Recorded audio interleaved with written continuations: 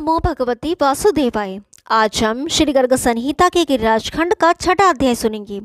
इसमें हम सुनेंगे गोपों का वृषभानुवर के वैभव की प्रशंसा करके नंदनंदन की भगवत्ता का परीक्षण करने के लिए उन्हें प्रेरित करना और वृषभानुवर का कन्या के विवाह के लिए वर को देने के निमित्त बहुमूल्य एवं बहुसंख्यक मौक्तिक हार भेजना तथा श्री कृष्ण की कृपा से नंदराज का वधु के लिए उनसे भी अधिक मौक्तिक राशि भेजना। तो आइए शुरू करते हैं। श्री नारद जी कहते हैं, राजन वृषभानुवर की यह बात सुनकर समस्त ब्रजवासी शांत हो गए। उनका सारा संशय दूर हो गया तथा उनके मन में बड़ा विस्मय हुआ। वे पुनः कहने लगे, गोप बोले, राजन तुम्हारा कथन सत्य है। निश्चय ही ये राधा श्री हरि की प्रिया है। इसी के प्रभाव से भूतल पर तुम्हारा वैभव अधिक दिखाई देता है।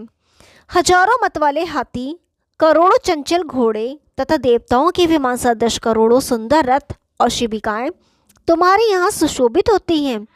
इतना ही नहीं, स्वर्ण तथा रत्नों के आभूषणों से विभूषित कोटि कोटि मनोहर गौएं, विचित्र भवन, नाना प्रकार के मणिरत्न, भोजन पान आदि का सर्वविध सौख्य, यह सब इस समय तुम्हारे घर में प्रत्यक्ष देखा जाता है। तुम्हारा अद्भुत बल देखकर कंस की पराभूत हो गया है। महावीर, तुम कान्य कुब्ज देश के स्वामी साक्षात राजा भलंद के जामाता हो तथा कुबेर के समान कोषाधिपति। तुम्हारे समान वैभव नंदराज के घर में कहीं नहीं है। नंदराज तो किसान, गोयुत के अधिपति और दीन हृदय वाले हैं। प्रभु, यदि नंद के पुत्र साक्षात परिपूर्णतम श्री हरि हैं तो हम सब के सामने नंद के वैभव की परीक्षा कराइए।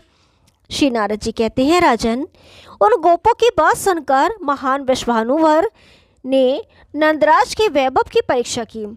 मैथिली शेवर उन्होंने स्थूल मोतियों के 1 करोड़ हार लिए, जिनमें पिरोया हुआ एक एक मोती 1-1 करोड़ स्वर्ण मुद्रा के मोल पर मिलने वाला था और उन सब की प्रभा दूर तक फैल रही थी।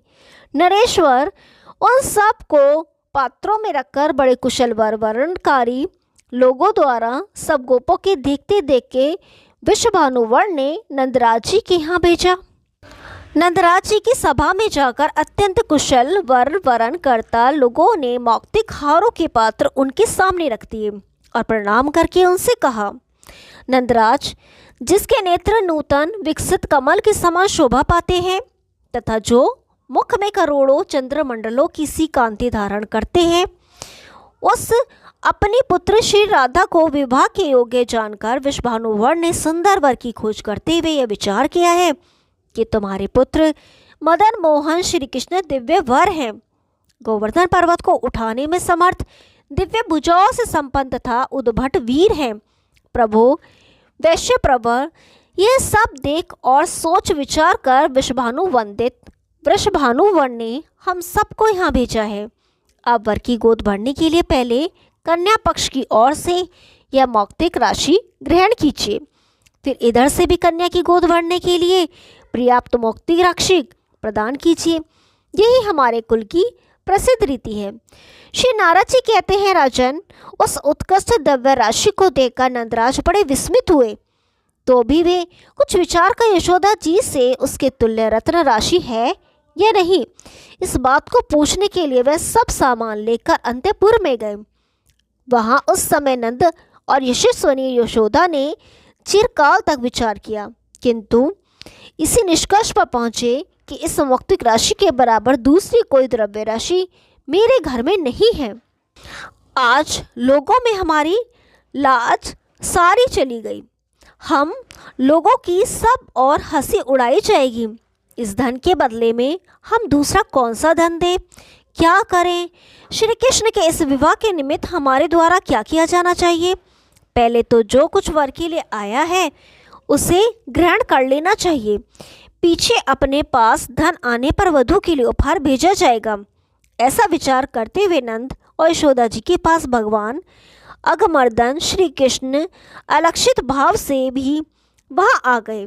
उन मोक्तिक हारों में से 100 हार उन्होंने घर से बाहर खेतों में ले जाकर अपने हाथ से मोती का एक एक दाना लेकर उन्होंने उसी भांति सारे खेत में छींट दिया, जैसे किसान अपने खेतों में अनाज के दाने बिखेर देता है। तदंतर नंद भी जब उन मुक्ता मालाओं की गणना करने लगे तब उनमें 100 मालाओं की कमी देखकर उनके मन में संदेह हुआ।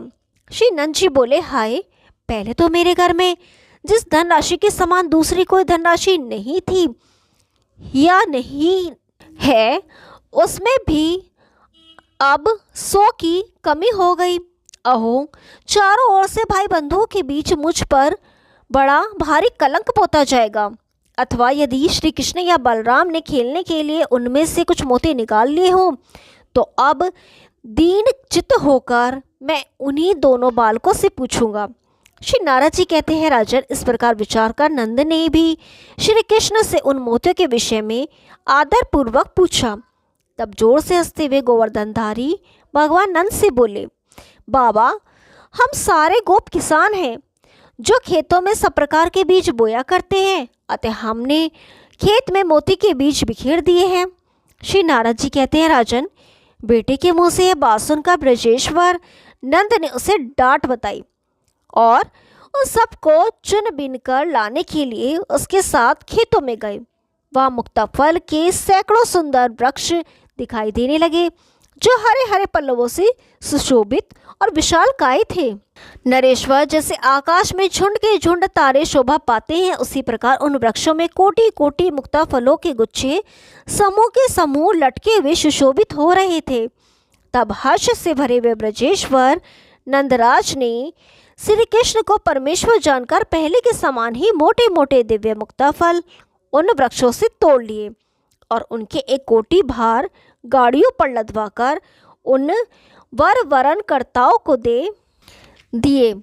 नरेश्वर वह सब लेकर वे वरदर्शी लोग वृषभानुवर के पास गए और सबके सुनते हुए नंदराज के अनुपम वैभव का वर्णन करने लगे। उस समय सब गोप बड़े विस्मित हुए।